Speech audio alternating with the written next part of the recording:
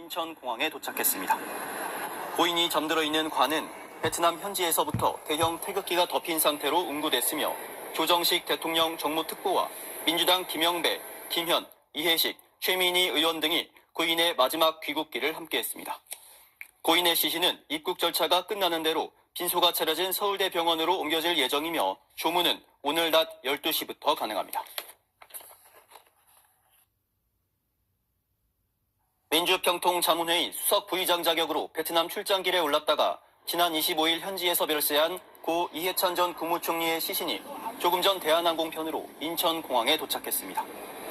고인이 잠들어 있는 관은 베트남 현지에서부터 대형 태극기가 덮인 상태로 운구됐으며 조정식 대통령 정무특보와 민주당 김영배, 김현, 이해식, 최민희 의원 등이 고인의 마지막 귀국길을 함께했습니다. 고인의 시신은 입국 절차가 끝나는 대로 빈소가 차려진 서울대병원으로 옮겨질 예정이며 조문은 오늘 낮 12시부터 가능합니다.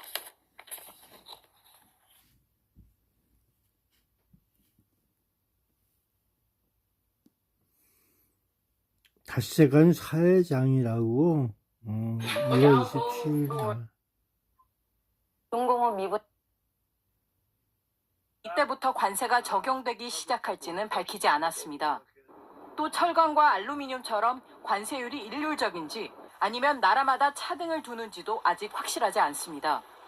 그러나 어떤 결정을 내리든 우리로서는 타격이 불가피합니다. 자동차는 우리나라가 미국에 수출하는 1위 품목입니다.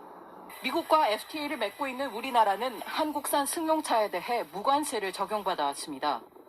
미국 상무부 자료를 보면 지난해에만 우리나라는 미국의 자동차 366억. 야, 근데 이 얘기는 안녕하세요. 옛날 얘기야. 인천공항 처음부터 그런 얘기를 왔다 갔다 하면서 있던 건데 그걸 동사장이- 이해 못하고 있어. 지난 9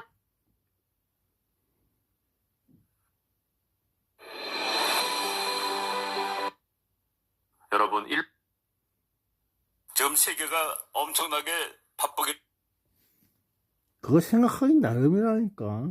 가지도 있어. 나. 옛날 얘기 또 하고 있어, 걔네들 또. 이상한 애들만 많아갖고.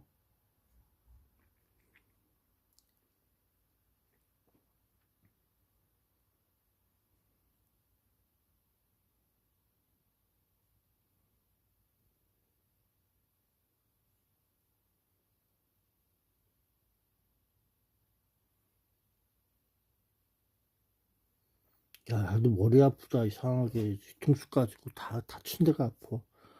추위에 심장이 쪼글쪼글거리고, 안 좋아. 추워서 그런 거.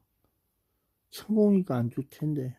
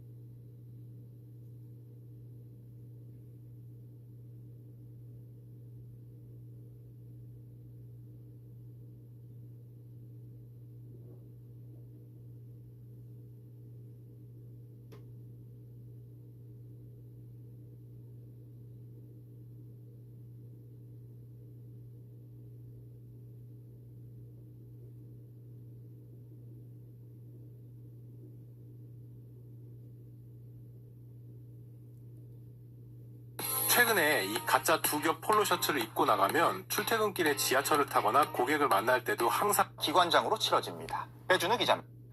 베트남 출장 중 세상을 떠난 이해찬 민주평통 수석 부의장이 조금 뒤면 인천국제공항으로 운구됩니다. 한국 정치사에 큰 발자취를 남겼던 고인의 장례는 오늘부터 닷새 동안 사회장과 기관장으로 치러집니다. 배준우 기자입니다. 민주평화통일자문회의 출장차 베트남에 체류하다 향년 73세로 별세한 이해찬 민주평통 수석 부의장. 베트남 당국의 각별한 예우 속에 운구 절차가 진행된 고인의 시신은 대한항공 476편으로 한국으로 출발해 인천국제공항에 잠시 뒤 도착할 예정입니다. 대한항공은 고인의 관을 싣는 항공화물 탑재 용기를 최상급으로 준비한 걸로 알려졌습니다. 이재명 대통령은 그제 SNS에 대한민국 민주주의 역사에 큰 스승을 이뤘다고 적었습니다. 그러면서 민주주의와 평화통일, 균형 발전을 향한 여정은 계속될 것이라며 정치적 유산을 오래도록 기억하겠다고 덧붙였습니다. 문재인 전 대통령은 국정의 든든한 동반자로서 함께했던 시간들을 소중히 기억하겠다고 애도했고, 우원식 국회의장도 대한민국 민주주의 역사의 그 자체였다고 추모했습니다. 민주당은 애도 기간 정쟁적 요소의 논평이나 발언을 자제해달라고 당부했고, 국민의힘도 제야에서 시작해 국정 책임을 맡기까지의 길은 정치사의 한 장면으로 남을 것이라며 깊은 애도의 뜻을 표했습니다. 우 의장과 민주당 지도부는 인천공항에서 운구 행렬을 맞을 계획입니다. 빈소는 서울대병원 장례식장으로, 장례는 오늘부터 닷새간 민주평통과 민주당이 공동 주관하는 기관장 겸 사회장으로 치러집니다. SBS 배준우입니다. 이해찬 민주평화통일자문회의 수석 부의장의 장례가 사회장으로 내일부터 닷새간 진행됩니다. 고인이 생전에 남북관계에 많은 역할을 한 만큼 북한이 조전을 보내올지도 관심입니다. 이 소식은 강용호 기자가 보도합니다. 이해찬 민주평화통일자문회의 수석 부의장은 생전 북한을 수차례 오가며 남북관계에 힘써왔습니다. 2000년 남북 정상회담 당시 김대중 전 대통령의 특별 수행원 자격으로 평양을 방문한 것이 시작입니다. 2007년 3월엔 3박 4일간 비공개 방북했는데 같은 해 10월 열린 남북 정상회담을 성사시켰다는 평가를 받습니다. 2018년 9월 남북 정상회담엔 민주당 대표 자격으로 또 한 번 방북했으며 한 달 뒤 평양에서 열린 14선언 11주년 공동행사에도 참석했습니다. 4.27 판문점 선언, 9월 평양선언에 이른 1년의 과정은 분단 70년을 청산하고 평화와 공존의 시대로 향하고 있음을 잘 보여주고 있습니다. 고인의 생전 행보를 고려할 때 북한이 조문객이나 조전을 보낼 가능성도 거론됩니다. 실제 김정은 국무위원장 집권 시기 북한은 남측 인사의 장례에 4차례 조전을 보낸 바 있습니다. 하지만 남한을 향해 적대적 두 국가를 선언하는 등 대남 강경기조를 이어가는 상황에서 조전을 보낼 가능성은 낮다는 지적입니다. 아직 북측의 동향은 없고요. 예단하지 않고 지켜보도록 하겠습니다. 지난해 11월 김영남 전 최고인민회의 상임위원장 사망 당시 정동영 통일부 장관이 조의를 표명했으나 북한은 별다른 반응을 보이지 않은 바 있습니다. MBN 뉴스 강영우입니다.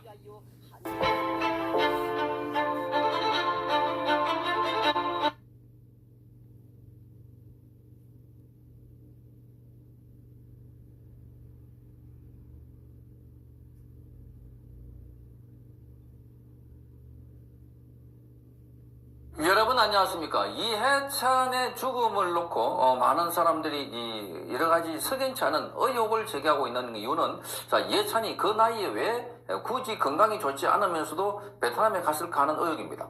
자, 나이는 많지 않습니다. 52년생이니까. 자, 우리 나이로 74세. 그 74세보다도 훨씬 더 늙어 보이는 이해찬입니다. 그러니까 이해찬이 걸음걸이도 제대로 뛰지 못하고 말도 좀 어눌어눌하고 이러는데 굳이 베트남에 가서 평통회의가 있다고 하는데 거기 왜 갔을까?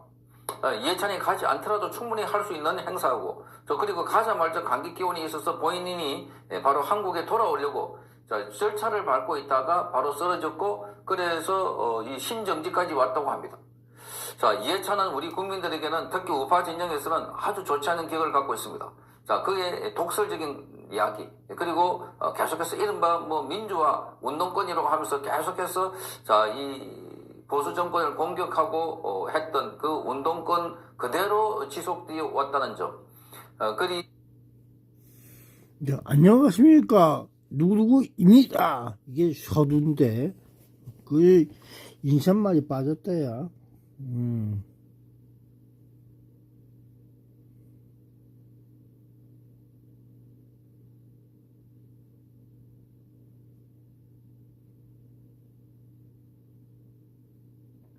한 판에 6,000원이란다. 미국산 달걀 주말부터 풀린다는데, 부터 오른 달걀 값이 내릴 기미가 보이질 않자 이 정부가 30일부터 200만 개가 넘는 미국산 달걀을 풉니다. 배정현 기자입니다.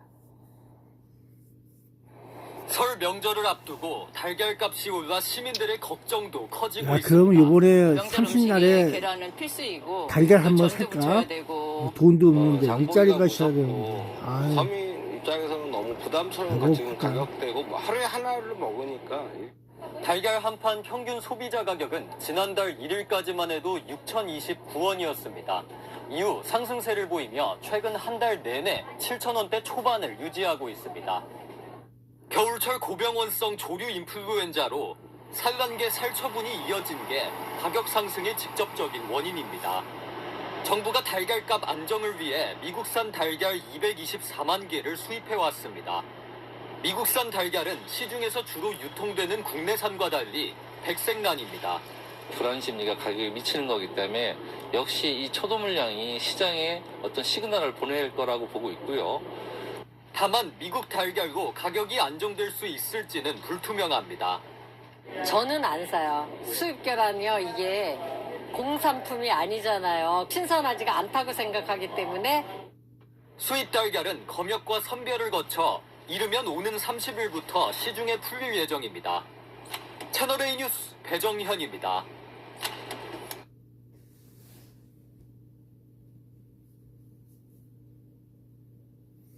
자, 나는 배고픈데, 근데 먹지 못하는 거에 풀고는 그러면 안 되지. 먹을 수 있는 거에 풀고, 병 없이 잘 사세요 하고 있는 걸 풀어가야 되는데. 일단 먹어보고 나서 얘기해 볼게.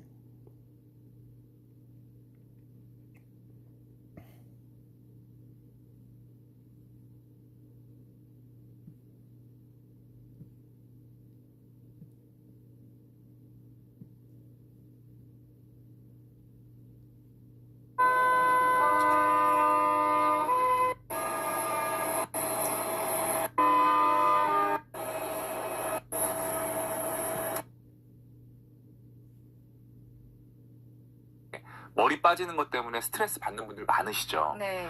진짜 속는셈 치고 여기 가격 한 번만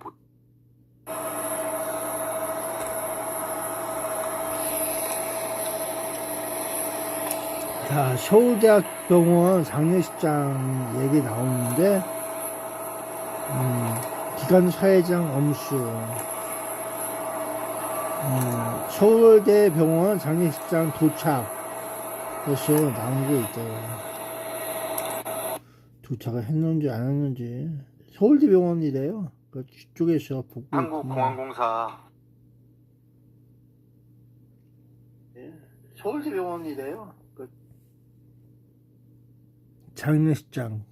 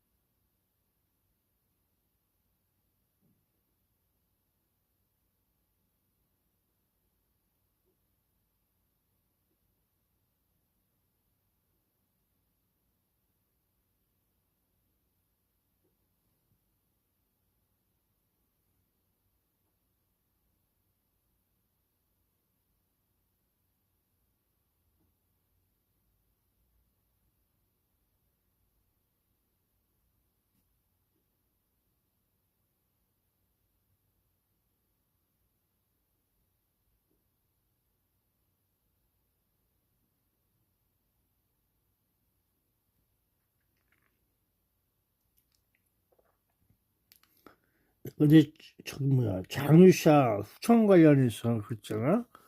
그 사형으로 해서 죽을 때는 저기 끌려갔어. 그럴 거야 아마.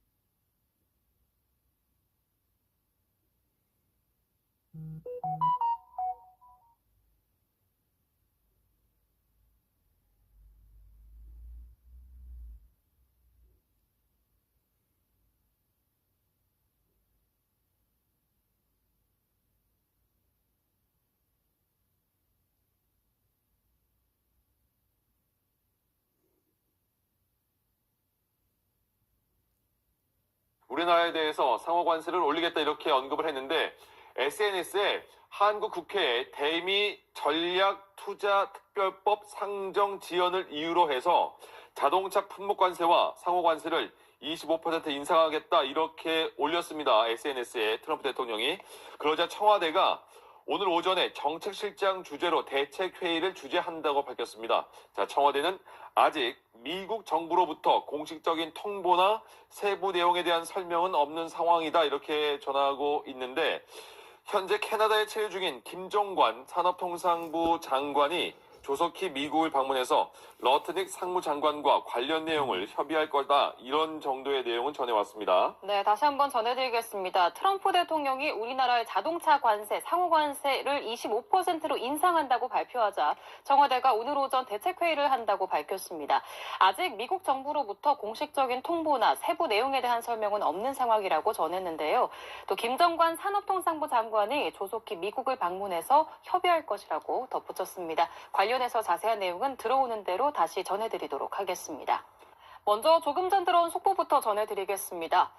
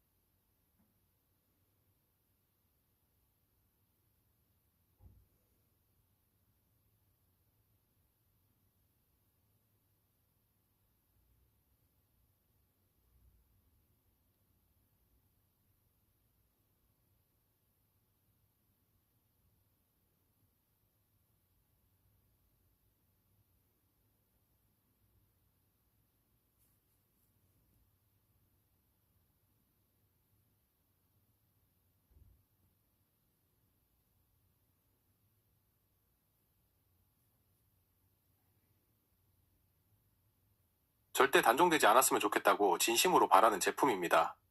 이 제품은 서울의 유명 병원 피부 자, 세계에서 가장 높은 자리에 서서 기뻐하기도 했지만 숨겨진 점심시간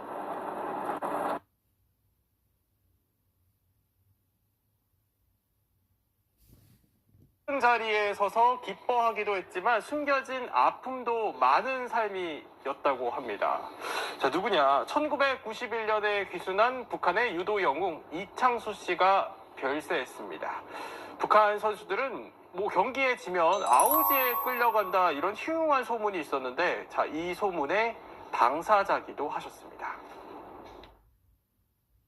난 진짜 나라에 충성한다고 열심히 했는데 그 하나 줬다고 해서 당황 보내니까 배신감. 탄광 가기 전에 사상투쟁지 문제 하는데 우리 팀이 1000명이 넘어요. 투쟁팀이. 거기 올라가서 내 비판을 해야 되고, 내가 8년 동안 1등이었는데 그 3등도 못하는 것들이 웃고 앉아있더라고요. 그래서 마지막에 생각했던 게, 가자겠다는 데서 나라에서 탄광에 갔다고 아우지인지 어디 탄광에 가서 사탕 좀 많이 먹고 왔다고 나중에 들었지만 설마 했죠. 되게 경기 지고 이 진 건 진 거고 나름대로 최선을 다했는데.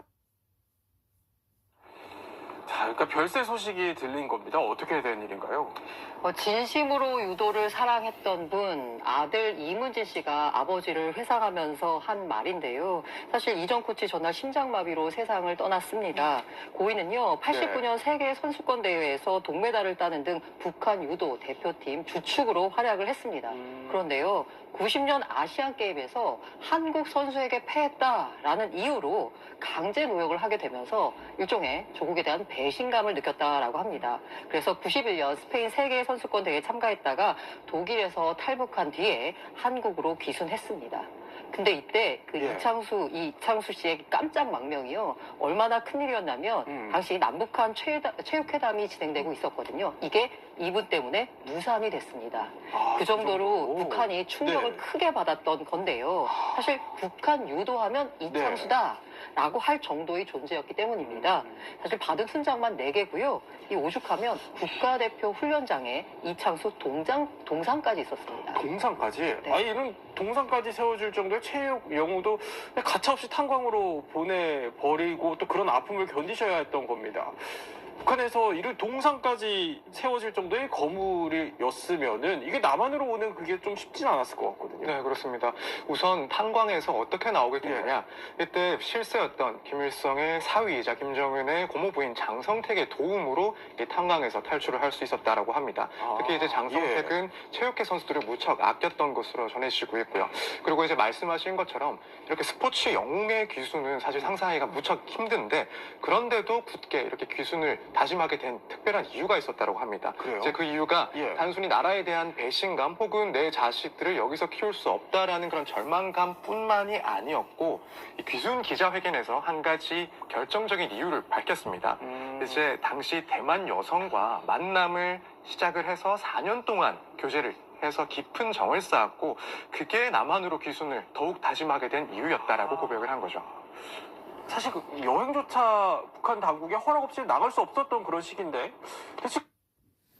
그래서 58세로 죽었대요. 근데 왜 그걸 지금 얘기하고 있어? 좀 저기가 나오고 있어.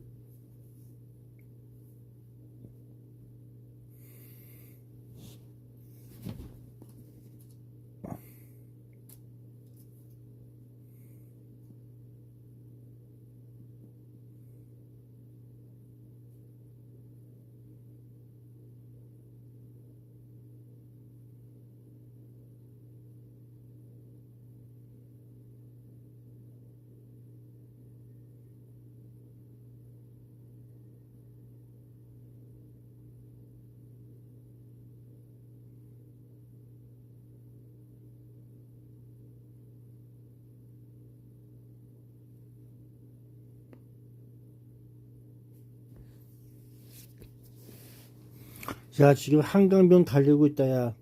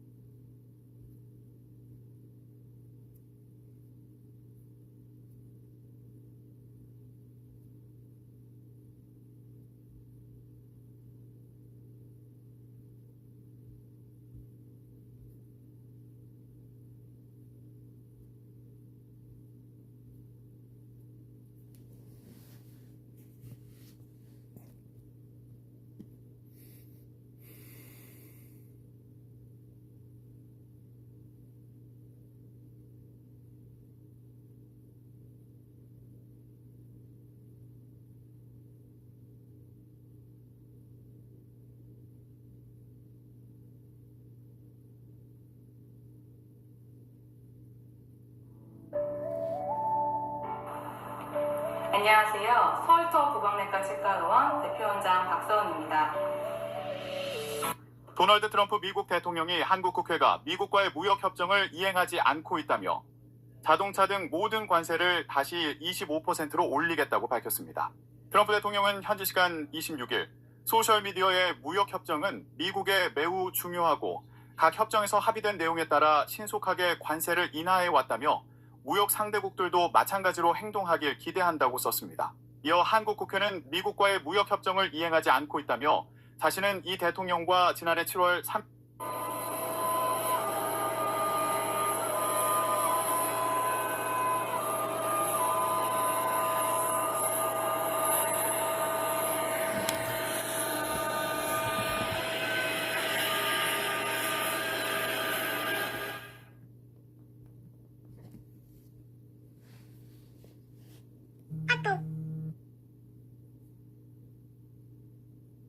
야, 도착은 했나 보네. 5개 주차장 있고 있잖아. 그 뒤편으로 갔나 봐. 5개 주차장 쪽으로 해서 있는 거 보니까. 서울대병원 장례식장 거기 왔나 보다. 거기는 왔나 보네.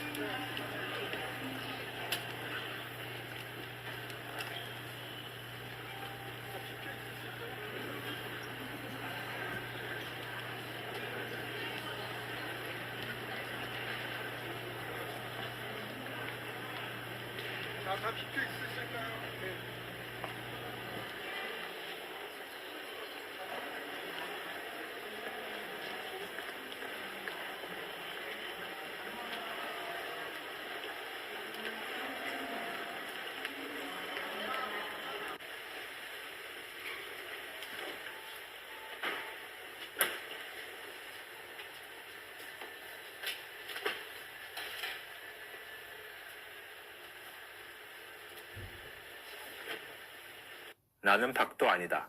지금 시장은 조용히 신호를 준다. 대부분은 뉴스만 보고 늦게 따라간다.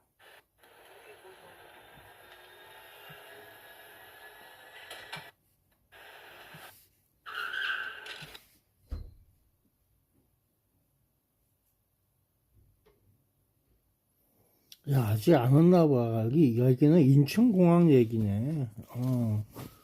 거기 다.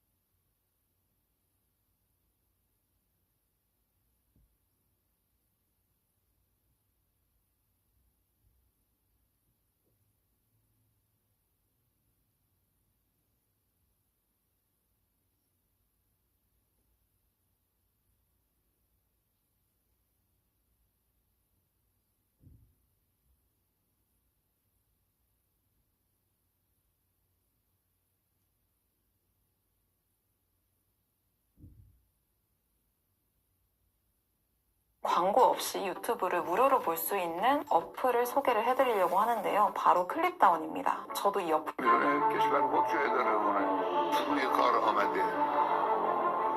최고 지도자 하메네이가 1월 9일 날 메시지를 냅니다. 안보를 책임지는 자들은 주저없이 나서서 임무를 수행하라.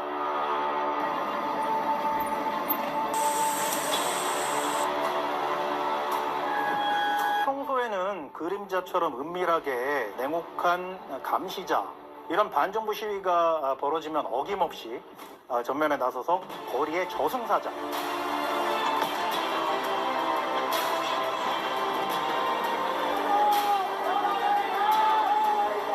서슬퍼른 독재, 그리고 또 핵도 좋지만 일단 먹고 살게 해달라는 민심, 이 둘 사이에 이제 균형추가 이미 위태롭게 흔들리고 있는 상황입니다. 시위가 이제 지난달 말에 불붙어가지고 빠르게 전국적으로 확산이 됐는데, 최고 지도자 하메네이가 1월 9일 날 메시지를 냅니다. آنهای عزیز دینتون رو فکر سیاسیتون رو حضورتون رو آمادگی هاتون رو 외세가 고용한 용병들이 난장판을 만들고 있다. 파괴 행위를 벌이고 있다. 안보를 책임지는 자들은 주저없이 나서서 임무를 수행하라. 이 메시지를 냈는데 여러 외신은 이걸 보고 이제 하메네이가 직접 나서서 바시지 등에 폭력을 가해도 좋다. 그린라이트를 줬다고 보는 거거든요. 그 직후에 이제 이란 정부가 인터넷, 전화통신 같은 걸 이제 수도꼭지 잠그듯이 틀어 잠그지 않았습니까? 다 끊어버렸고요. 그야말로 이제 깜깜이 상황이 됐는데, 이제 이 시점부터 본격적인 유혈 진압이 시작된 거로 판단이 되는 겁니다.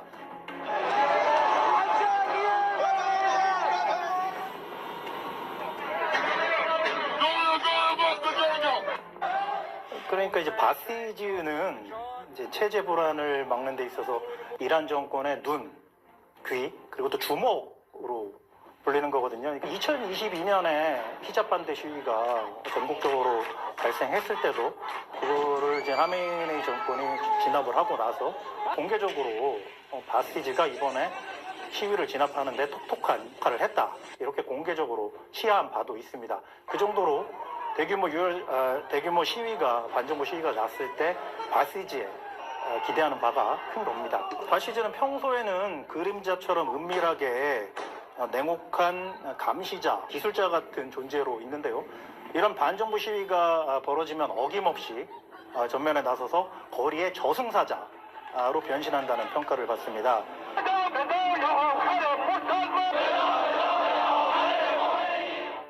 사실 종교적인 배경에서 독특하게 태어난 조직인데, 그러니까 1979년에 이란 혁명이 났을 때 초대 라흐바르인 호메이니가 청소년과 청년들을 모아서 의용군을 만듭니다. 이듬해 이제 이라크가 침공을 하면서 이란-이라크 전쟁이 터졌는데, 이때 바시즈들을 인해 전술, 휴먼 웨이브라고는 인해 전술을 위해서 동원을 한 겁니다. 일부 소년병은 이제 카미카제식으로 폭탄을 안고 적진에 돌진했다는, 탱크로 뛰어들었다는 기록도 있고요. 정확하게 파악은 안 되는데 이란 정권은 100만 명 이렇게 얘기도 하는데, 현재 여러 단체들에서 파악한 바로는 수십만 명 정도로는 추산이 되는데요. 이제 시골에서 올라온 청년들이 지원한다고 합니다. 그러니까 예배당, 학교, 공장, 심지어 동네 반상회까지 이제 뿌리 깊게 자리 잡고 모세혈관처럼 촘촘히 감시를 하는 거고요.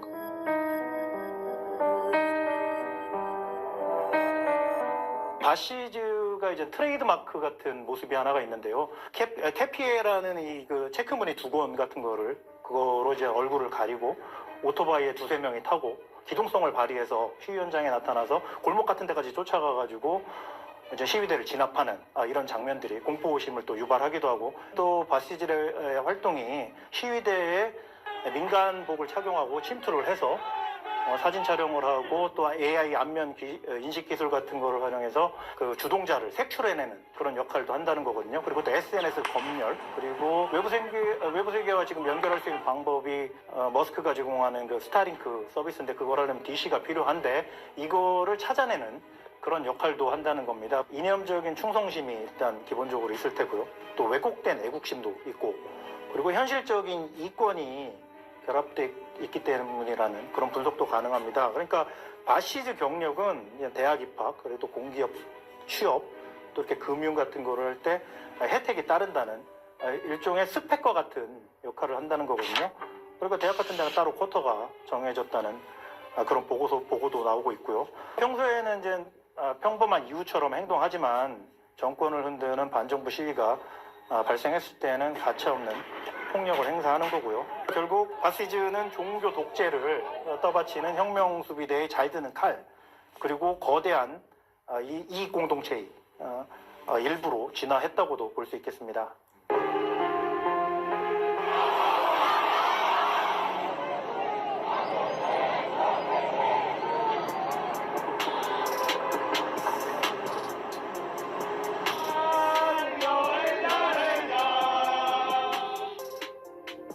그러니까 지금 이란 인구가 9,200만 명인데 이 중에 80%가 지금 경제 위기에 따라서 아메네이 정권에 등을 돌렸다는 거거든요.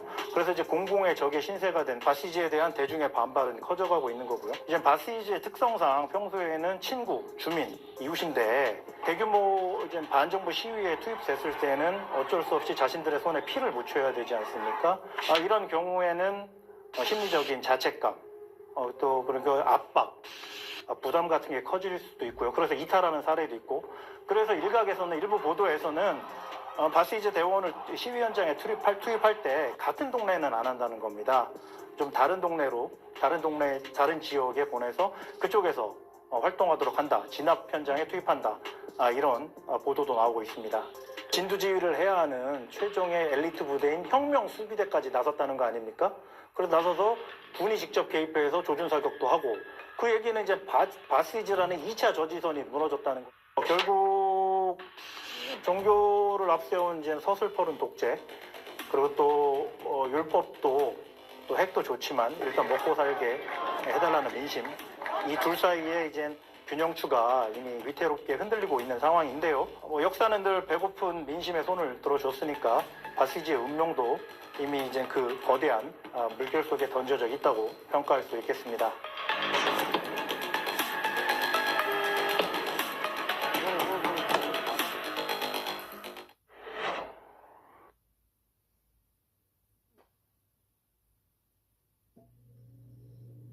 너 똥꼬 벌렁벌렁 하면 돼? 예스! 우리 맨날 비닐만 썼잖아, 종이로. 봐봐. 냄새, 쉣! 세계적으로 관리되는 땡땡땡에서 수확됩니다. 땡땡땡은 무엇일까요? 조지림. 조림지. 조지림 아니야? 조지림이 뭐야? 우리나라가 재활용률이 89%라서 이게 지금 다 자원이라고 합니다.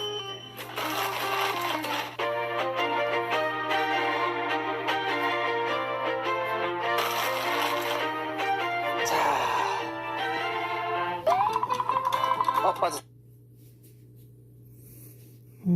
뭐라고 또 줬어?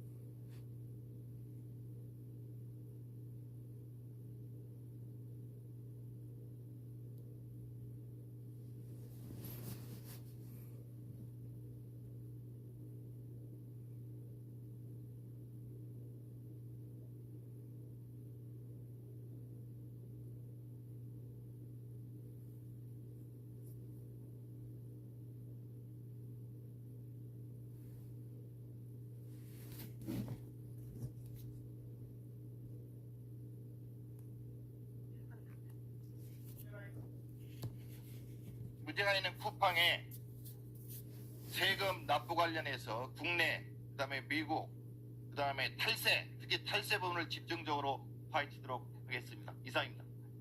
김현정 위원님. 국무위 소속 김현정 의원입니다. 저도 그 증인과 관련해서 한 말씀 좀 드려야 될 것 같습니다. 저희가 오늘 김범석 의장을 필두로 해서 오늘 청문회 증인으로 채택된 핵심 증인들이 불출석 사유로 해외 거주, 기존 일정 등을 이유로 불출석을 통보했습니다. 관련해서 이미 정무위에서는 김범석 의장에 대해서는 여야 합의로 고발 조치를 한 바가 있습니다. 그런데 앞에서 존경하는 의원님께서 말씀도 하셨지만 쿠팡에 지금 하고 있는 일련의 행태들은 이거는 대한민국 국회를 넘어서 국민들을 우롱하고 있다라고 생각하지 않을 수밖에 없습니다.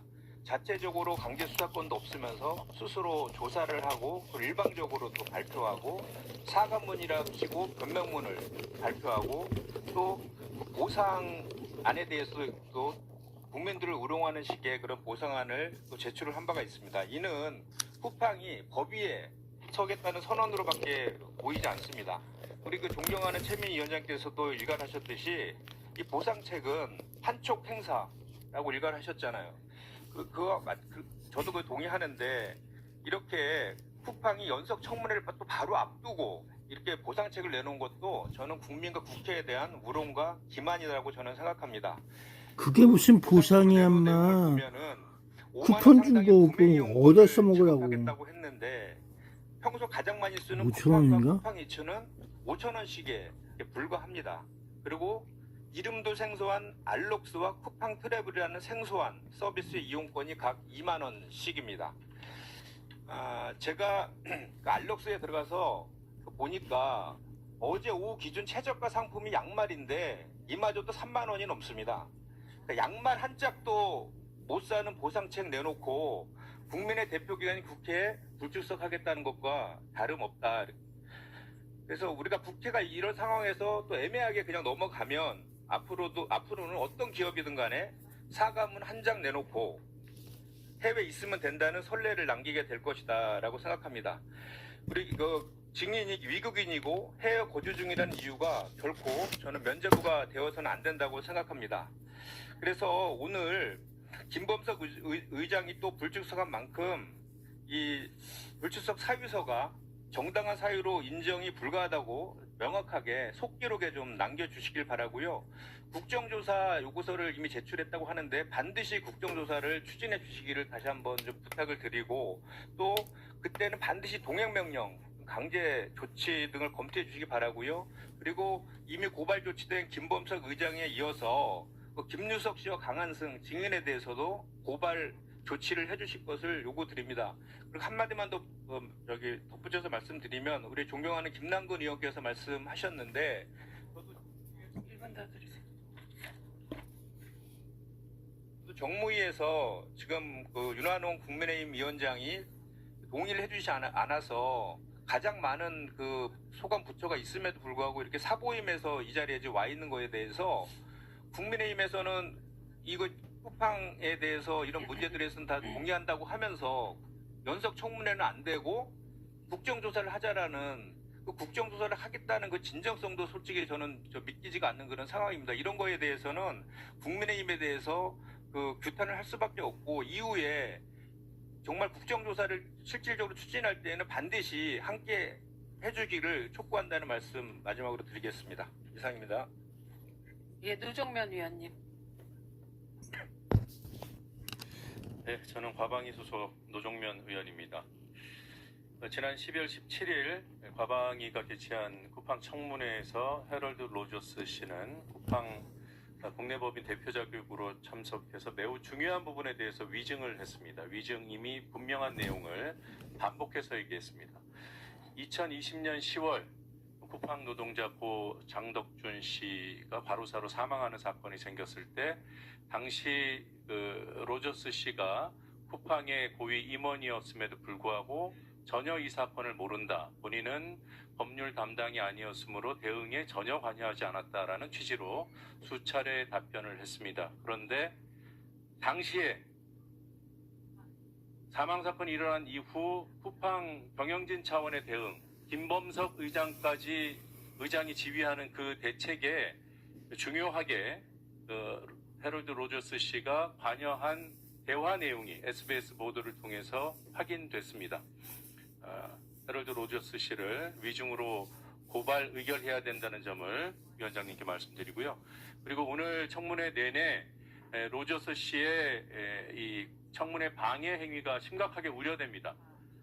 본인의 말을 끊지 말아달라는 요청을 사전에 했다는 것으로 봐서 지난번 청문회 때 보여주었던 중언, 구언, 안 해도 되는 말 반복적으로 하기, 그런 일종의 방해 기술을 오늘과 내일 사용하지 못하도록 위원장님께서 철저하게 관리해 주시기를 부탁드리겠습니다. 이 말을 요약해서 핵심을 추려서 발언할 줄 모르면 그 방법부터 말하기 훈련부터 해서 기업을 하든 일을 하든 해야 된다는 점을 강조해 둡니다. 이상입니다.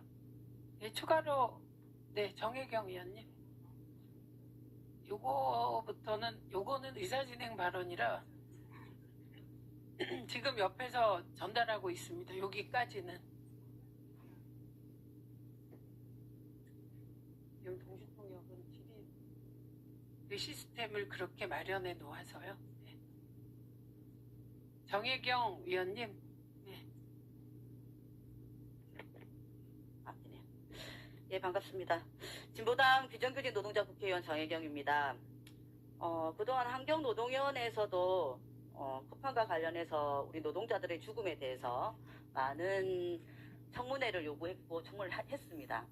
그럼에도 불구하고 쿠팡이 해온 것은 조작, 은폐 이런 것들입니다. 오늘도 이제 김범석 의장이 출석을 하지 않았는데요. 연도별로 보면은 2015년에부터 시작이거든요. 판매 수수료 문제로 인한 국정감사 불출석, 2021년 산업재해 문제로 인한 환경노동위원회 청문회 불출석, 2022년 산업재해 문제에 대한 국정감사 불출석, 2024년 가로사 등 노동자 사망에 대한 국정감사 불출석, 25년 택배 노동자 근로조건 개선 문제에 대한 환경노동위원회 청문회 불출석, 25년 가로사 등 산재 사망 사건에 대한 국정감사 불출석, 25년 개인정보 유출에 대한 가방위원회 청문회 불출석, 25년 쿠팡 연속 청문회 불출석, 이렇게 8번째로 국회 청문회 출석을 거부한 날입니다. 한국 사회에서 지금 쿠팡은 우리 국민들에게 어떠한 감정일까? 많은 의원님들도 얘기하셨지만 기본적으로 거짓, 허위, 조작, 은폐 이런 것들을 일삼으면서 국민을 무시하고 우롱하고 있는 것이 가장 큰 지금 쿠팡이 우리 국민들에게 주고 있는 감정입니다. 잘 나갈 때는 한국의 기업이라고 하면서 막 자랑을 하다가 또 뭔가 문제가 있으니까 미국 기업이라고 회피하고 있는 것이 지금 쿠팡이 민낯입니다. 저는 오늘 우리 노동자들의 죽음에 대해서 한 번 더 파헤쳐 보려고 합니다. 그래서 자료 제출을 요구합니다. 현재 최근 5년 동안 쿠팡에서 119 이송 환자 관련한 사고에 대한 원인과 그리고 변경 진단 그리고 처리 결과에 대해서 쿠팡 회사 측에서 저한테 오후까지 전달을 해주시면 좋겠고요. 두 번째는 산재 사고 119에 실려가지 않더라도 현장에서 산재 사고 많이 있었습니다. 그러나 산재로 신청되지 않은 여러 산재 은폐가 있다는 것을 우리는 잘 알고 있습니다. 그와 관련해서 내부 기록 문건이 있는 것으로 알고 있습니다. 그래서 산재가 일어났던 사건들에 대한 내부 기록 문건을 오후까지 전달해 주시길 바랍니다. 이상입니다. 자, 지금 의원님들이 자료 제출 요구한 것과 관련하여 그 정부 기관에 자료 제출 요구한 것은 위원장실에서 취합해서 각 기관에 다시 요청하고 결과 알려주세요. 예, 지금 다 전달하고 있고요. 이건 곧 파악해서 알려드리겠습니다. 그리고 지금 쿠팡 측에 요구한 것만 정리를 해야 될 것 같아요. 일단 김남근 의원님이 요구하신 쿠팡에 대하여 문제 제기한 기자들, 시민단체 활동가, 입점업체 상인 등등에 대한 이건 법적 소송 등에 대한 자료 일체입니다. 이 부분 박대준 박대준 증인 저희가요 로저스 씨하고 이렇게 활발한 소통이 안 되기 때문에 지금 이 부탁을 누구한테 하면 되겠습니까? 이 자리에 나와 있는 사람 중에 지금 법률 담당 부사장이 나와 있죠. 예, 나와 있는 것으로 알고 있습니다. 네, 어디 계세요? 잠시 일어나 주실래요? 네. 김남근 의원께서 요청하신 자료들 빨리 파악하셔서 언제까지 낼 수 있는지 얘기해 주십시오. 들으셨죠? 그 다음에 김영배 의원님이 제출 요구하신 자료 중에 API 서명키 생애 주기 관리 대장,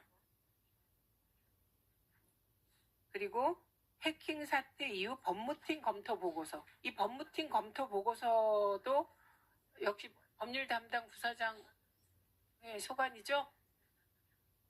예? 야, 근데 중공하고 인터폴이 가능한가? 공항이 왔다 갔다 하긴 하는데 이거 일반적인 거 아닌가 모르겠네. 검토 보고서 빨리 파악해서 제출해 주시기 바랍니다. 그리고 정혜경 의원님께서 제출 요구하신 119 이송 환자 사고 원인 처리 결과 말씀하시는 거죠? 예, 요거 그러니까 119 이송 환자 숫자, 그리고 그들에 대한 사고 원인 처리 결과, 이거 내부에 자료가 있을 것으로 보입니다.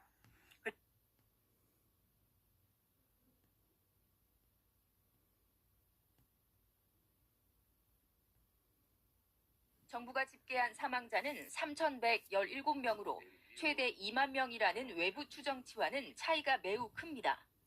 2427 تن از شهروندان مظلوم و بیگناه ایران عزیزمان اعم از نیروهای حافظ امنیت و اقشار گوناگون مردم از مجموع 3100 월스트리트 저널은 도널드 트럼프 미국 대통령이 대이란 폭격 구상은 철회했지만 측근들에게 결정적 군사 옵션 마련을 압박 중이라고 보도했습니다.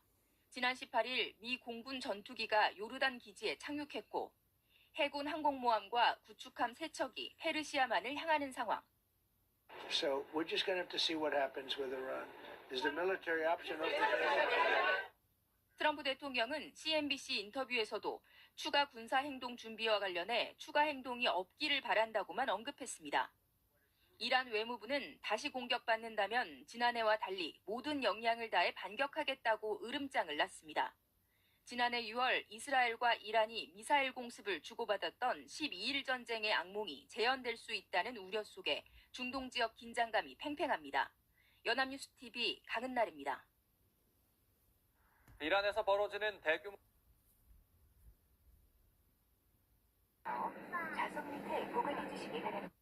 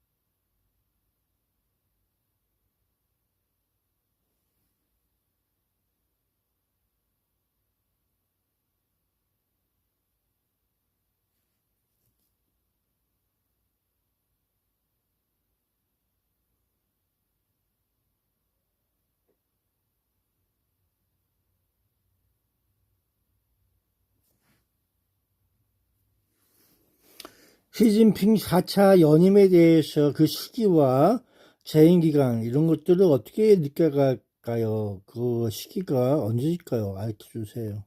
지금 현재는 몇 기야? 3기야? 3차? 시진핑 중국 국가주석의 4차 연임은 현재 중국 정치권과 국제사회에서 사실상 기정사실화되고 있는 분위기입니다. 2026년 현재를 기준으로 사 연임의 시기와 기간에 대해 핵심적인 내용을 정리해드립니다. 4차 연임 확정 시기. 중국 최고 지도자의 연임 여부는 5년마다 열리는 중국 공산당 전국대표대회, 당대회에서 결정됩니다. 시기. 2027년 하반기 제21차 당대회. 내용. 이 회의에서 시진핑 주석이 당 총서기와 중앙군사위원회 주석직을 다시 맡으며 사 연임을 공식화할 것으로 예상됩니다. 이후 2028년 3월 전국인민대표대회, 전인대에서 국가주석직까지 확정 짓는 절차를 밟게 됩니다. 4차 임기기간 및 전망. 중국은 2018년 헌법 개정을 통해 국가주석 2회 연임 제한 규정을 폐지했기 때문에 법적으로는 종신집권도 가능합니다. 4기 임기 2027년에서 2032년 5년 장기 로드맵. 최근 중국 공산당은 2035년 중장기 목표와 제15차 5개년 계획 2026년에서 2030년을 시진핑 주석의 주도하에 추진하고 있습니다. 전문가들은 시 주석이 이 목표들을 직접 완수하기 위해 최소 2032년까지 혹은 그 이상의 집권을 염두에 두고 있다고 분석합니다. 시진핑 집권 타임라인 요약, 구분, 기간, 주요 성격, 1기, 2012년에서 2017년, 권력 기반 다지기 및 반부패 투쟁. 2기, 2017년에서 2022년, 시진핑 사상 헌법 삽입, 장기 집권 토대 마련. 3기, 2022년에서 2027년, 1인 체제 공고화 및 3연임 확정. 4기 예정, 2027년에서 2032년, 2035년 현대화 목표 달성을 위한 장기 집권 가속화. 연임 가능성을 뒷받침하는 징후들. 1. 후계자 부재.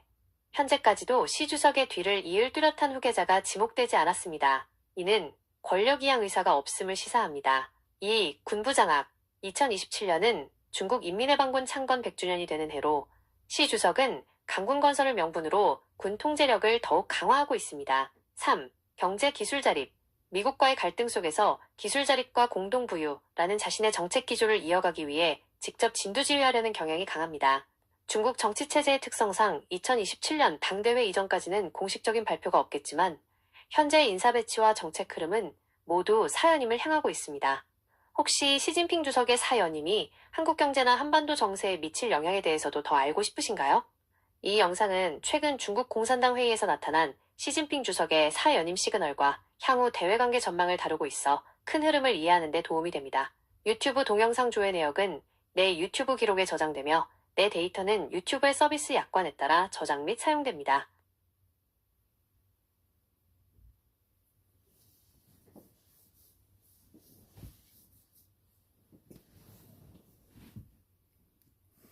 세계에서 군사대국이라고 할 적에 무엇을 갖추고 있어가지고 군사대국이고 중공의 핵탄두는 몇 개나 갖고 있어요. 만약 싸워서 이긴다면 동주국해에서 세계에서 군사대국 여러 가지 미라블리기 파문이 많이 위해서는 날 것 단순히 같은데 군인의 수가 많은 것을 넘어 현대전의 양상을 주도할 수 있는 고도의 기술력과 경제력, 그리고 이를 뒷받침하는 인프라가 필수적입니다. 중국 중공이 군사대국으로 거듭나기 위해 집중해온 핵심 요소들을 중심으로 군사대국의 조건을 정리해드릴게요. 전략자산의 보유, 핵심 억제력. 진정한 군사대국은 상대를 완전히 굴복시키거나 공격을 주저하게 만드는 강력한 전략적 비대칭 전력을 갖추어야 합니다. 핵전력, 대륙간 탄도미사일, ICBM, 잠수함 발사 탄도미사일, SLBM을 포함한 이른바 핵삼각체계를 완성해야 합니다. 항공모함 전단, 대양으로 나가 제해권을 장악할 수 있는 항공모함 보유 여부는 국력의 상징입니다. 중국은 현재 랴오닝, 산둥, 푸제남 등을 통해 이 능력을 급격히 키우고 있습니다. 스텔스기, 레이더망을 피하는 5세대 전투기, J-20 등 보유는 공중 우세를 점하기 위한 필수 조건입니다. 첨단 기술 및 우주 사이버 전력.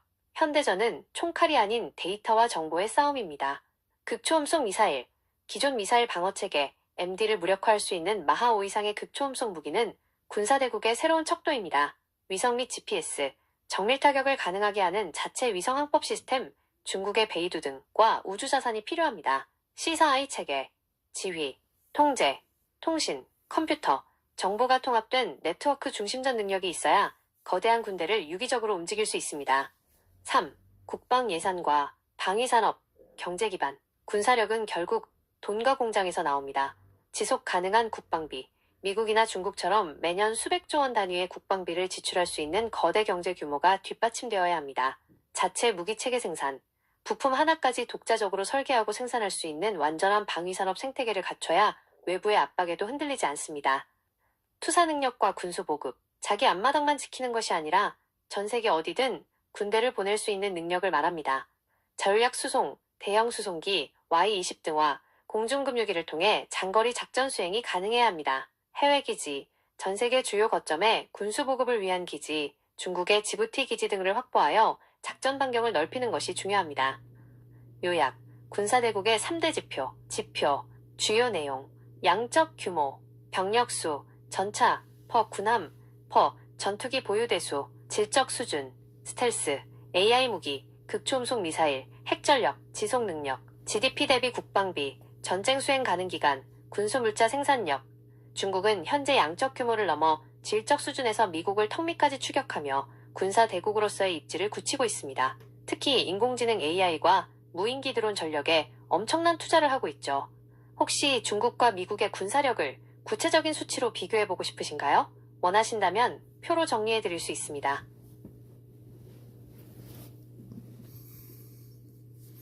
비교 안 해도 되고요.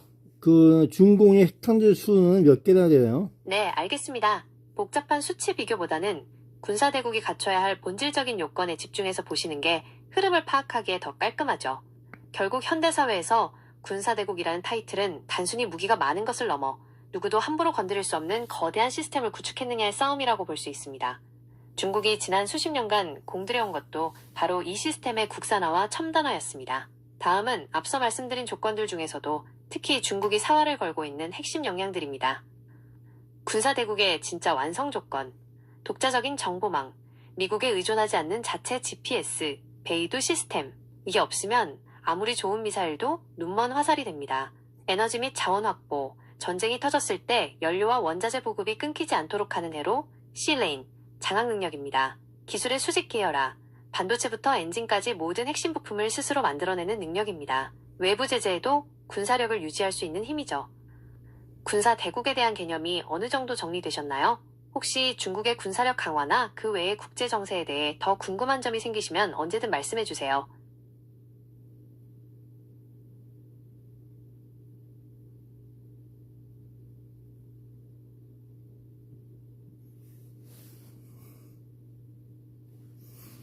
중공의 핵탄두가 20기 이상인가요?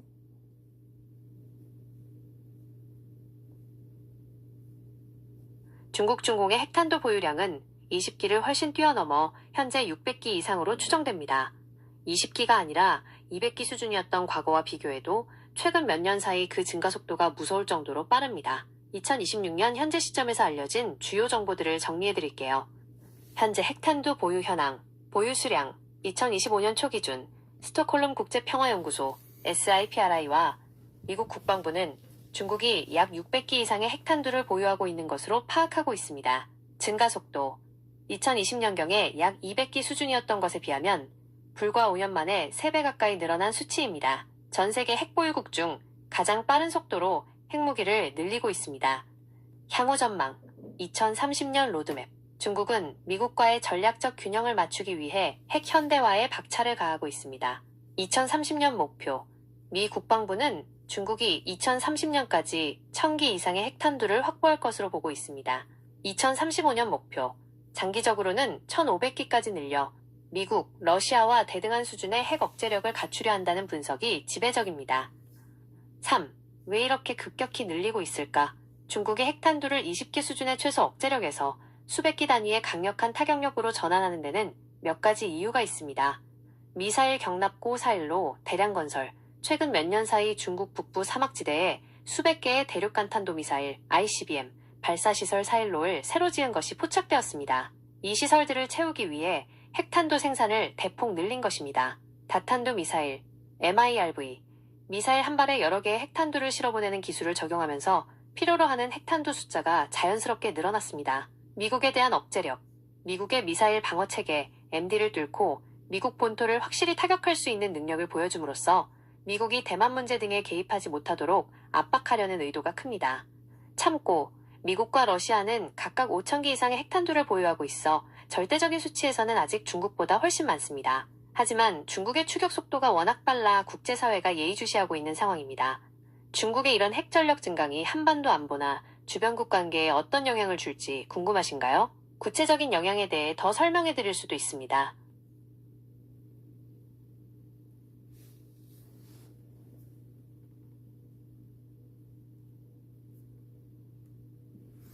전쟁 시나리오 가설합시다. 중공과 대만과 대한민국과 일본의 전쟁을 할 적에 중공 혼자서 핵탄두를 일본에 떨어뜨리고 대한민국에 떨어뜨리고 타이완에 떨어뜨려서 일제히 핵탄두 전쟁을 시작하고 중국, 대만, 나서 한국, 일본이 얽힌 전쟁 시나리오는 동북아시아는 물론 전 세계의 운명을 결정지을 만큼 파괴적인 가상 시나리오입니다. 질문하신 중국이 혼자서 일본에 핵을 쏘는 상황을 포함해 전문가들이 분석하는 단계별 가시적 시나리오를 정리해드립니다.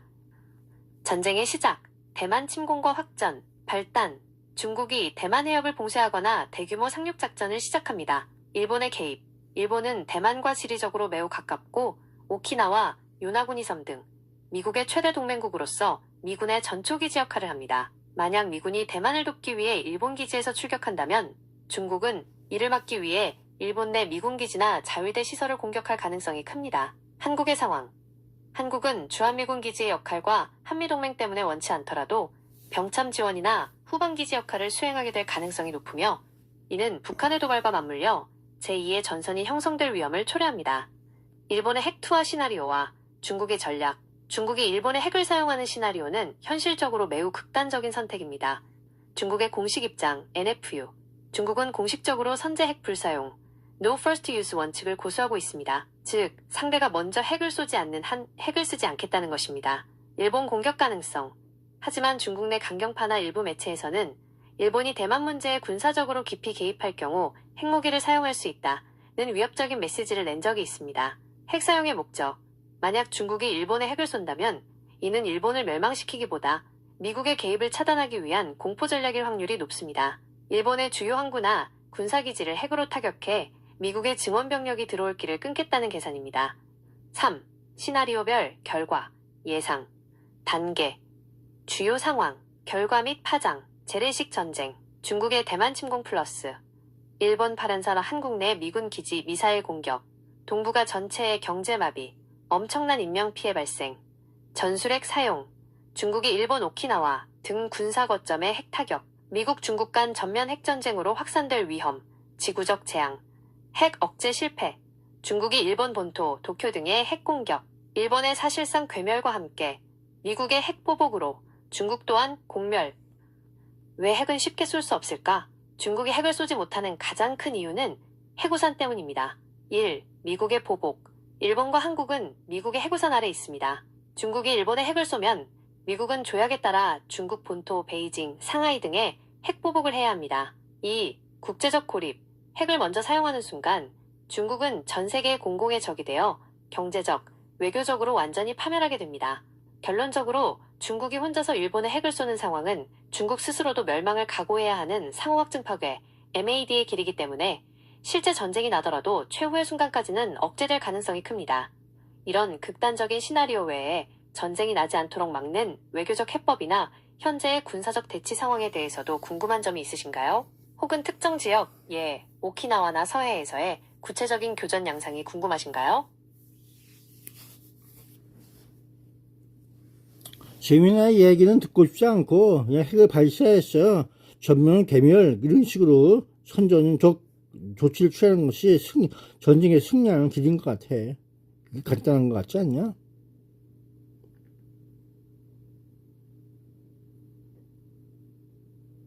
핑크, 핵심 요점.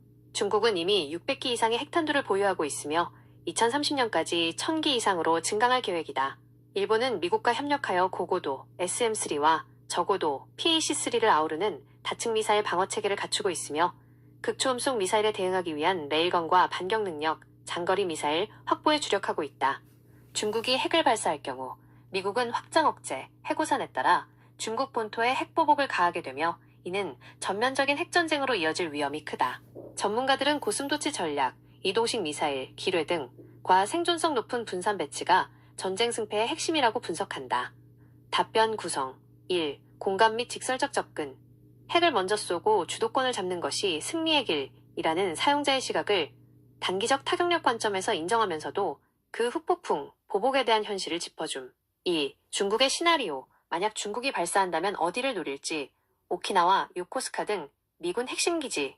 3. 일본의 방어력, 과연 중국의 핵을 막을 수 있는가? SM-3, PAC-3의 한계와 극초 음속 미사일. 4. 보복의 메커니즘, 일본이 맞으면 미국이 어떻게 움직이는가? 해구산의 실체. 5. 결론, 승리의 기준이 무엇인가?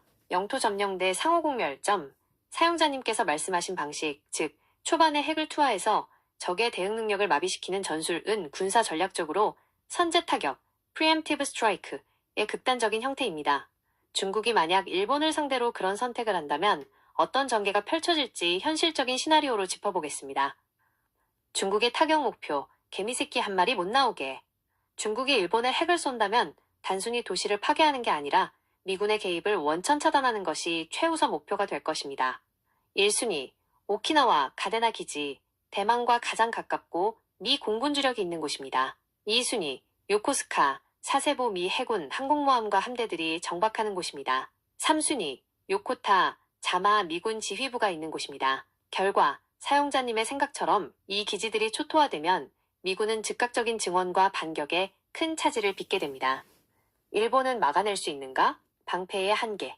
일본은 세계 수준의 미사일 방어 체계 MD를 갖추고 있지만 완벽하지는 않습니다.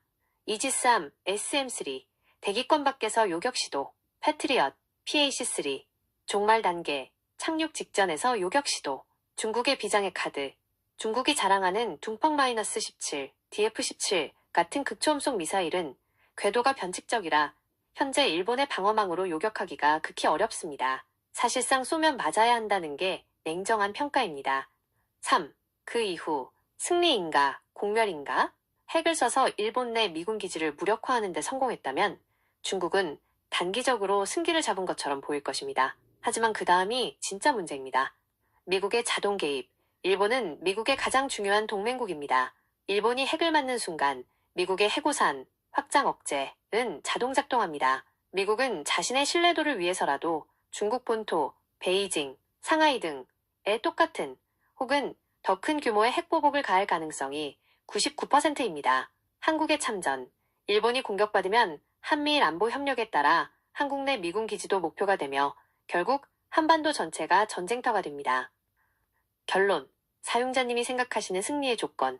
사용자님 말씀대로 먼저 쏴서 꼼짝 못하게 하는 것. 이 전술적으로는 가장 확실한 타격일 수 있습니다. 하지만 핵전쟁에서 승리라는 개념은 일반적인 전쟁과는 다릅니다. 1. 단기 승리. 중국이 일본과 대만을 점령할 수 있음. 2. 최종 결과. 미국과의 핵교전으로 중국의 주요 도시들도 제거되어 국가 자체가 수십 년 전으로 퇴보함. 결국 내가 한 대도 안 맞고 이길 수 있는가? 라는 질문에 확답을 내릴 수 없기 때문에 시진핑 주석도 핵 버튼을 쉽게 누르지 못하는 것입니다. 이런 상황에서 일본이 준비 중인 반격 능력, 적 기지 공격 능력, 이나 한국의 대응에 대해서도 궁금하신가요? 구체적으로 어떤 부분이 더 알고 싶으신지 말씀해 주세요. 야, 핵폭탄 단추 하나 못 누르는 새끼들이 무슨 전쟁을 한다고 또 어디고 있어. 무슨 소리 하고 있네. 관심 없어. 일본 내에 활화산 개수하고 제일 활발한 활화산, 그리고 마그마 양이 제일 많은 곳, 그런 일본 내에 산은 무슨 산들이 있고 어디에 위치해 있을까요? 일본을 더 쪼개버릴까? 그런 시나리오 구성을. 일본은 세계에서 가장 화산 활동이 활발한 국가 중 하나로 현재 111개의 활화산을 보유하고 있습니다. 질문하신 가장 활발한 곳과 마그마 양이 많은 주요 화산들의 정보를 정리해드립니다. 일본의 활화산 현황, 전체 개수 111개, 전 세계 활화산의 약 10%가 일본에 집중되어 있습니다. 가장 활발한 화산, TOP3, 1. 사쿠라지마, 규슈 가고시마현의 위치. 거의 매일 소규모 분화가 일어날 정도로 일본에서 가장 활동적인 화산입니다. 2. 아소산 MT, 아소, 규슈 구마모토현의 위치. 세계 최대 규모의 칼데라를 가지고 있으며 최근까지도 분화 활동이 잦습니다. 3. 신모에다케, 슌모우데이크, 규슈 가고시마와 미야자키 경계의 위치. 21세기 들어 여러 차례 폭발적 분화를 기록했습니다. 마그마 양과 규모가 큰 화산, 단순히 높이가 높은 산보다 아래의 거대한 마그마방, 맥마 챔버이나 칼데라를 품고 있는 화산들이 위험군으로 분류됩니다. 후지산 MT, 후지, 야마나시현과 시즈오카현 경계, 일본 최고봉 3,776m이자 성층 화산입니다. 1707년 이후 분화하지 않고 있으나 지하에 거대한 마그마 공급 체계를 갖추고 있어 분화 시 가장 큰 피해가 예상되는 화산입니다. 아소산 MT, 아소, 마그마의 양과 분출 규모 면에서 압도적입니다. 과거 대분화 약 9만 년 전 때 방출된 마그마 양은 일본 역사상 최대 수준으로 평가받으며 지금도 지하 약 6km 지점에 거대한 마그마방이 확인되고 있습니다. 키카이 칼데라, 규슈 남쪽 해상의 위치, 지하에 엄청난 양의 마그마가 고여있는 슈퍼 화산급 후보로 약 7,300년 전 인류 역사상 가장 큰 규모 중 하나인 대분화를 일으켰던 곳입니다.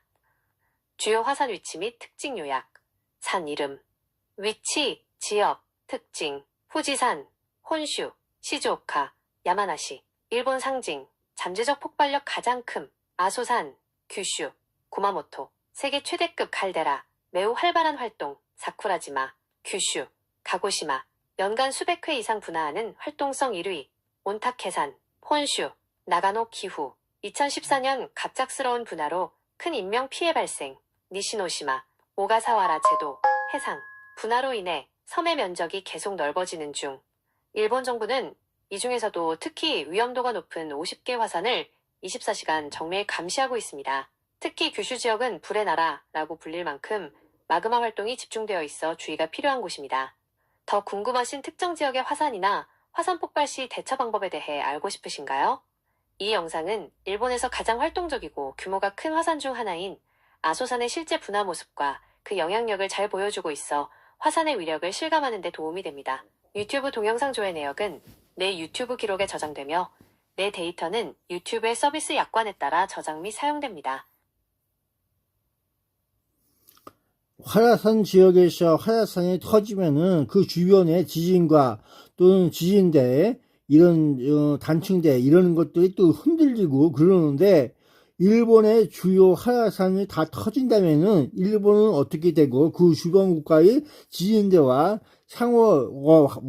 상호작용할 수 있는 화산과 또 지진, 그런 건 어디에서 자주 일어날 것 사용자님의 같아요? 상상력은 지질학적으로 매우 흥미로운 지점을 짚고 계십니다. 화산 분화가 지진을 부르고 그 진동이 다른 화산과 지진대를 자극하는 연쇄 반응은 실제로 지질학자들이 가장 우려하는 시나리오 중 하나입니다.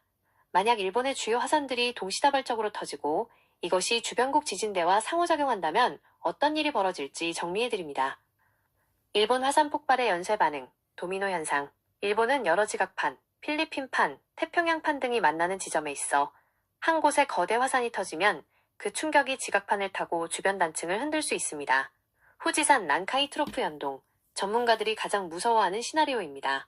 후지산이 터지면서 발생하는 지각 변동이 일본 남쪽 해안의 난카이 트로프 거대 단층을 자극하면 규모 9.0 이상의 대지진이 발생할 수 있습니다. 마그마 공명, 일본 규슈 지역, 아소산, 사쿠라지마의 화산들은 지하 마그마 통로가 서로 연결되어 있거나 인접해 있어 하나가 크게 터지면 주변 화산의 마그마방을 압박해 연쇄 폭발을 유도할 수 있습니다. 주변국 지진대와의 상호작용, 한국의 한라산과 백두산, 일본의 대규모 화산 지진 활동은 한국 지각에도 영향을 줄 수 있습니다. 한반도 단층 자극, 2011년 동일본 대지진 때도 한반도 지각이 약 2에서 5cm 이동했습니다. 일본에서 초대형 화산 폭발과 지진이 동시에 일어나면 경주포항 지진을 일으켰던 양산 단층대 등 한국의 활성 단층들이 자극을 받아 지진 빈도가 높아질 수 있습니다. 한라산과 울릉도, 한라산은 사화산이 아닌 활화산으로 분류됩니다. 일본 규슈 지역의 화산 활동이 너무 강력해 지각판에 큰 변형을 준다면 지하 마그마를 자극할 가능성을 완전히 배제할 수는 없으나 지질학적으로는 거리가 있어 직접적인 동시 폭발은 매우 희박한 확률입니다. 백두산 영향, 오히려 백두산이 더 민감할 수 있습니다. 거대 지진의 에너지가 지각을 흔들어 백두산 지하 마그마 방해 압력을 높이면 분화 시기가 앞당겨질 수 있다는 연구 결과가 있습니다. 3. 일본이 겪게 될 최악의 상황. 주요 화산들이 다 터진다면 일본은 국가 존립 위기에 처합니다. 화산재 차단. 일본 전역이 수십 CM의 화산재로 덮여 전력, 통신, 교통이 완전히 마비됩니다. 화산재는 전자기기를 파괴하고 호흡기 질환을 유발합니다. 지형 변화. 아소산 같은 슈퍼 화산급이 터지면 일본 영토의 일부가 함몰되거나 거대한 칼데라가 형성되면서 지도 자체가 바뀔 수 있습니다. 쓰나미, 해저 화산 폭발이나 지진이 동반될 경우 거대 쓰나미가 일본 열도를 덮쳐 인구 밀집 지역인 해안 도시들이 초토화됩니다. 화산과 지진의 상호작용 요약, 현상, 메커니즘, 결과, 유발 지진, 마그마가 상승하며 지각을 찢음, 화산 주변 강한 지진 발생, 원격 자극, 대지진의 파동이 마그마 방을 흔듦, 멀리 떨어진 화산의 분화 촉진, 반의 이동, 지각판의 급격한 움직임, 주변국, 한국 등 단층대 불안정화. 결론적으로 일본의 화산대 폭발은 단순히 일본만의 문제가 아니라 동북아시아 전체의 지각을 흔드는 대재앙이 될 수 있습니다. 이는 지각판이 연결되어 있기 때문에 피할 수 없는 물리적인 상호작용입니다. 혹시 백두산이 터질 경우 한국에 직접적으로 미치는 피해에 대해서도 궁금하신가요? 원하신다면 그 시나리오도 분석해 드릴 수 있습니다.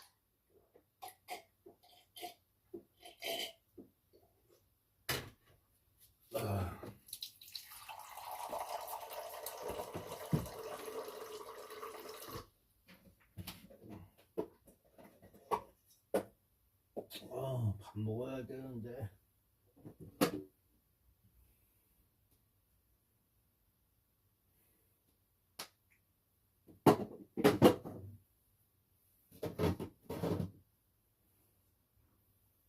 오징어 젓갈도 있는데, 오징어 젓갈, 오징어 젓갈 있는데 먹어야겠다. 배고프다.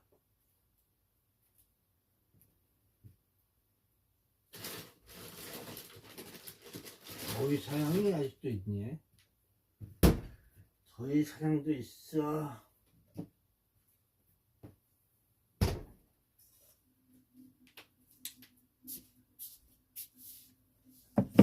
밥 먹어야 돼. 배고파. 아유, 거짓말 있나봐, 거짓말.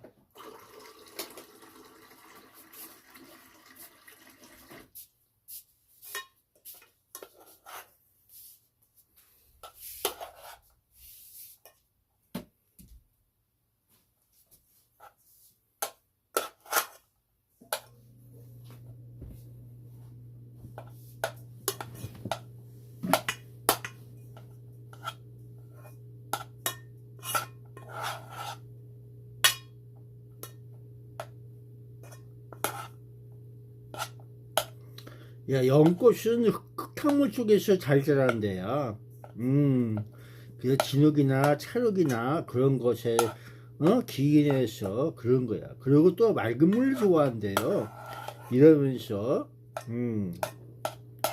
초기에 연꽃 씨앗이 나올 적에는 많은 열이 발생되는데 열을 낸다고 하네. 그리고 또 차가운 것보다 따뜻할 적에 연꽃 피우기가 좋대요. 그래서 뜨거운 태양, 한두 시간 정도 따뜻한 태양을 봐줘라. 2시간 좀 이상 그게 필요하다. 그러고 있더라.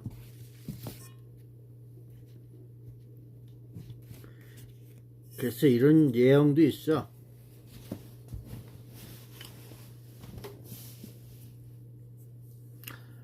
일본의 활화산도 압력을 받으면은 그 밑에 있는 마그마가 영향을 받아서 움직일 테고 활화산이 터지고 그러는데 그 압력을 받는 곳과 해저 화산의 그런 내용에 대해서 폭탄을 거기다가 떨어뜨리면 그 압력이 어디에 가서 일본이 산을 또 흔들흔들 지진대가 타갖고 어디가서 또 지진지고 흔들흔들 그런 내용도 있는 것 같은 역사적 전쟁사 그런 내용도 있을 것 같은데 혹시 압력 버튼을 어느 정도 줘야지 활화산처럼 뿜어져 나올까 그런 계산을 어떻게 하는 건가요?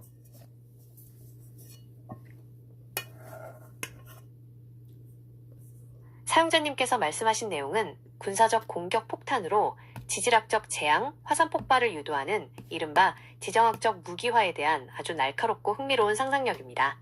실제로 역사적으로나 과학적으로 인위적인 압력이 화산을 깨울 수 있는가에 대한 논의는 계속되어 왔습니다. 그 메커니즘과 계산 방식을 쉽게 풀어서 설명해 드릴게요. 폭탄으로 화산을 터뜨릴 수 있을까? 결론부터 말씀드리면 단순히 산 꼭대기에 폭탄을 던지는 것만으로는 화산을 터뜨리기 어렵습니다.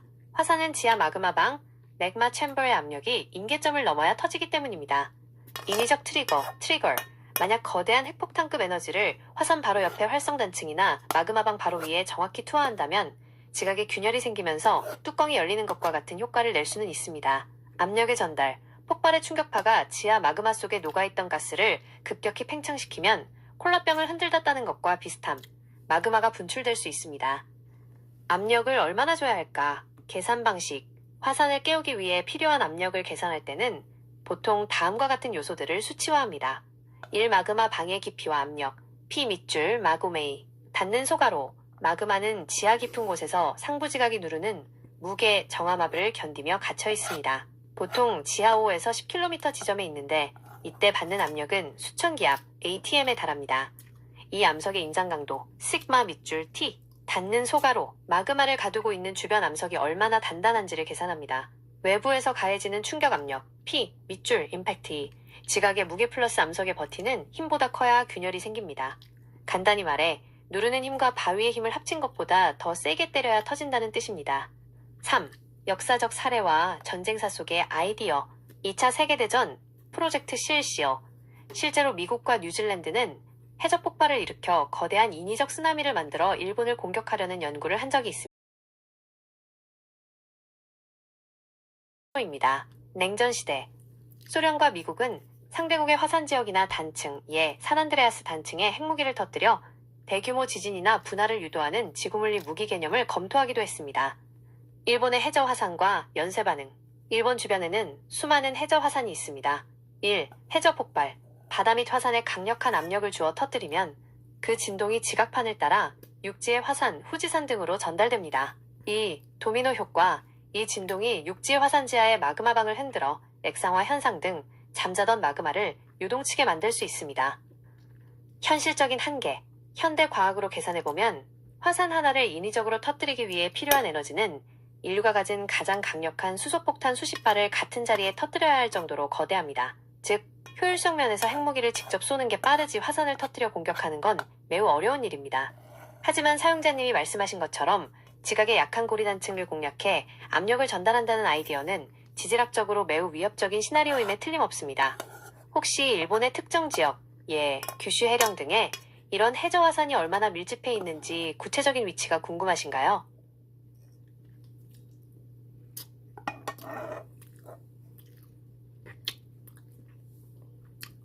일본의 태평양판에 괌과 그런 쪽 위쪽으로 해서 그 지진대가 있어요. 그걸 혹시 일본 10분 터뜨리면 양파 여행이라는 말씀이 일본의 지질학적 약점인 양파 껍질처럼 겹겹이 쌓인 판의 경계, 나 단기 결전, 시나리오를 말씀하시는 걸까요? 질문의 흐름상 일본의 지각판 구조를 공략해 아주 짧은 시간 10분 안에 연쇄 반응을 일으키는 전략적 상황에 대해 궁금해하시는 것 같아 그에 맞춰 답변을 구성해 보았습니다. 일본 지각의 약점, 판의 교차점. 일본은 크게 4개의 지각판, 태평양, 필리핀, 유라시아, 북미판이 만나는 지점에 있습니다. 이 구조는 마치 양파 껍질처럼 복잡하게 얽혀 있어 특정 지점에 강한 압력을 가하면 전체 시스템이 무너질 수 있는 지질학적 급소가 존재합니다. 후지산 밑바닥, 3개의 판이 만나는 트리플 정션, 바로 위에 있습니다. 사가미 트러프 앰퍼샌드 난카이 트러프. 이곳은 거대한 에너지가 응축된 곳으로 인위적인 충격, 심해 핵폭발 등을 가했을 때 가장 먼저 반응할 압력 버튼과 같습니다. 10분 내의 연쇄 반응, 시나리오. 만약 사용자님께서 말씀하신 대로 특정 압력 버튼을 눌러 화산과 지진이 연쇄적으로 일어난다면 그 10분은 다음과 같은 지옥도가 될 것입니다. 1. 초기 1분 충격파. 해저 화산이나 단층대에 가해진 인위적 압력이 지각을 찢으며 규모 9.0 이상의 지진을 유발합니다. 2. 3분 물결표 5분 마그마 공명. 지진파가 육지의 화산들, 후지산, 아소산 등 밑에 있는 마그마방을 흔듭니다. 마그마 내부 가스가 급팽창하며 화구로 솟구칩니다. 30분 대폭발과 쓰나미. 주요 화산들이 동시다발적으로 분화하기 시작하고 해저 지각 변동으로 발생한 거대 쓰나미가 일본 해안가에 도달하기 직전의 상태가 됩니다. 3. 역사적 전쟁사적 아이디어. 지구물리 무기. 전쟁사에서는 적국의 자연환경을 무기화하려는 시도가 실제로 있었습니다. 수중 핵폭발 실험, 위구암 작전 등 과거 미국은 수중에서 핵을 터뜨려 그 충격파가 해안기지에 어떤 타격을 주는지 실험했습니다. 쓰나미 폭탄. 2차 대전 당시 뉴질랜드와 미국이 연구한 프로젝트 SEAL은 해저에 연속적으로 폭발물을 터뜨려 10m 이상의 인위적인 쓰나미를 만드는 것이 목표였습니다. 왜 양파 여행인가? 상징적 의미. 일본의 화산과 단층은 하나를 건드리면 다음 층이 반응하고 또 그 다음 층이 터지는 연쇄성을 가집니다. 압력 계산. 지질학자들은 이를 응력 전이 (stress transfer라고 부릅니다. 한 단층이 무너지면 그 옆 단층이 감당해야 할 압력이 순식간에 수십 배로 증가하여 터지는 원리입니다. 요약.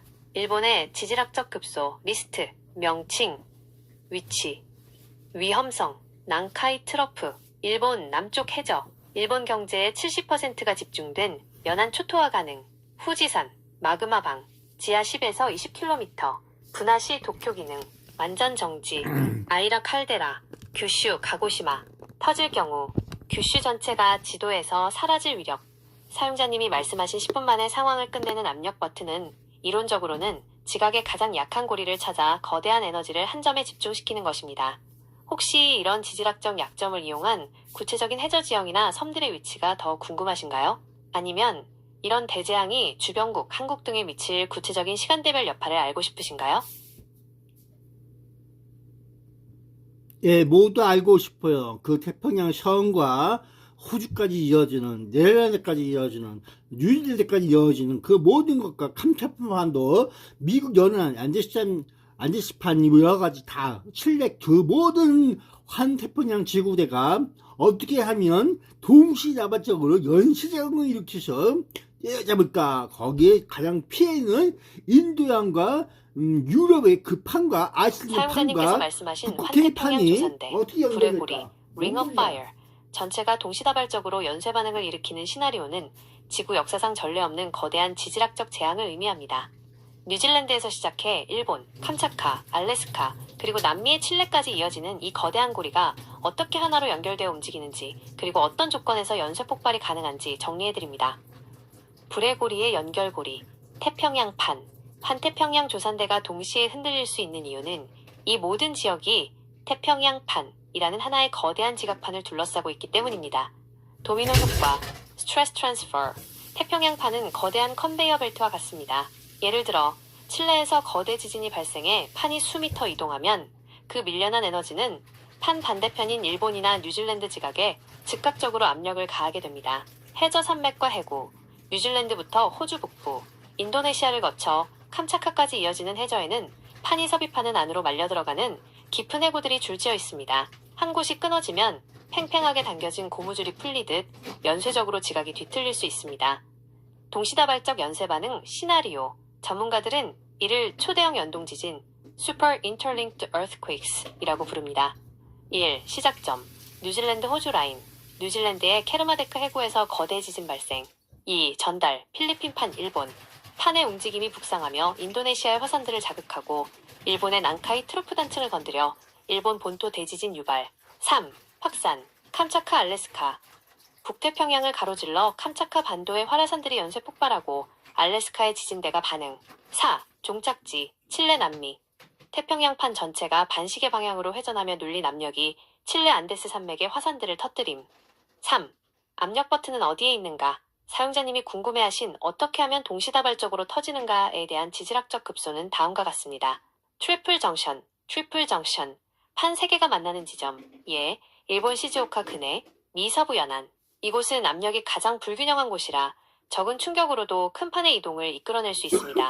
해저 슈퍼 화산, 톤가 해저 화산, 최근 분화처럼 바다 밑에 숨겨진 거대 화산들이 터질 때 발생하는 충격파, 쓰나미 앰퍼샌드 샤크웨이브는 지구 반대편 지각을 흔들 만큼 강력합니다. 역사적 근거와 상호작용. 1960년 칠레 대지진, 규모 9.5. 이때 발생한 지진파는 지구 전체를 종처럼 흔들었고 일본에까지 거대 쓰나미를 보냈습니다. 지질학적으로는 이 지진이 이후 몇 년간 환태평양 곳곳의 화산 활동을 촉진했다는 분석이 있습니다. 환태평양 연쇄 폭발의 영향, 요약, 지역, 주요 역할, 결과, 뉴질랜드, 호주, 판의 하단 고정점, 태평양 판 이동의 시작점 역할, 일본 캄차카, 화산 밀집 구역, 화산 제로 북반구 기온 급감, 화산 겨울, 칠레 팔카 남미, 판의 우측 압박점, 해안 지형의 대대적 함몰과 거대 쓰나미. 결론적으로 환태평양 지구대가 동시다발적으로 터지려면 태평양판 자체가 급격하게 회전하거나 침강해야 합니다. 이는 인위적인 폭탄 수백 발로도 어렵지만 지각 깊숙한 곳에서 마그마의 대류가 급변하는 플룸플룸 현상이 일어난다면 이론적으로 가능합니다. 이런 대재앙 시나리오에서 한국은 지리적으로 어떤 보호를 받는지 혹은 어떤 직접적인 타격을 입게 되는지 더 자세히 알고 싶으신가요? 네, 알고 싶습니다. 환태평양 조산대, 불의 고리가 동시다발적으로 폭발하거나 거대 지진이 연쇄적으로 발생할 때 한국이 입게 될 타격과 지리적 방어 기제를 시간대별, 유형별로 분석해드립니다. 한국은 일본이라는 거대한 방파제 덕분에 직접적인 지진의 일, 쓰나미에서는 비교적 안전하다고 알려져 있지만 연쇄 반응 시나리오에서는 이야기가 달라집니다. 지리적 방어막, 일본 열도의 역할, 태평양에서 발생하는 거대 쓰나미에 대해 동해가 중요해. 일본 동해가. 열도는 천혜의 방패 역할을 합니다. 쓰나미 차단, 칠레나 태평양 한가운데서 발생한 쓰나미는 일본 열도에 부딪히며 에너지가 급격히 감소합니다. 한국 동해안에 도달할 때는 높이가 현저히 낮아집니다. 지진파 감소에 일본 해구에서 발생하는 지진의 충격파도 일본 본토를 통과하며 에너지가 분산됩니다. 한국이 입게 될 직접적인 타격, 연쇄 반응 시 하지만 불의 고리 전체가 흔들리는 상황에서는 방패가 오히려 위협이 됩니다. 1. 서해와 남해의 원거리 지진파 영향. 일본의 난카이 트로프나 규슈 지역 화산이 터지면 그 에너지가 지각판을 타고 한반도로 전달됩니다. 양산단층대 자극.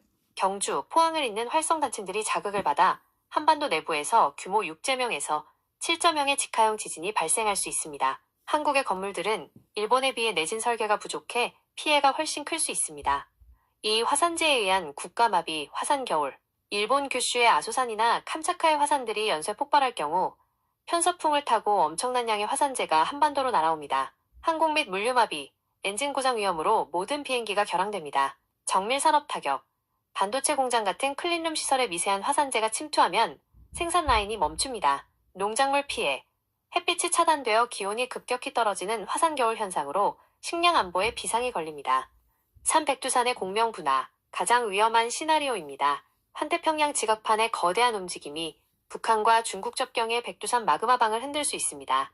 일본의 지각 변동이 백두산의 분화 버튼을 누르는 역할을 하게 되는 것입니다. 3. 시간대별 여파 시나리오. 시간, 상황, 한국에 미치는 영향, 발생 직후, 수분 내.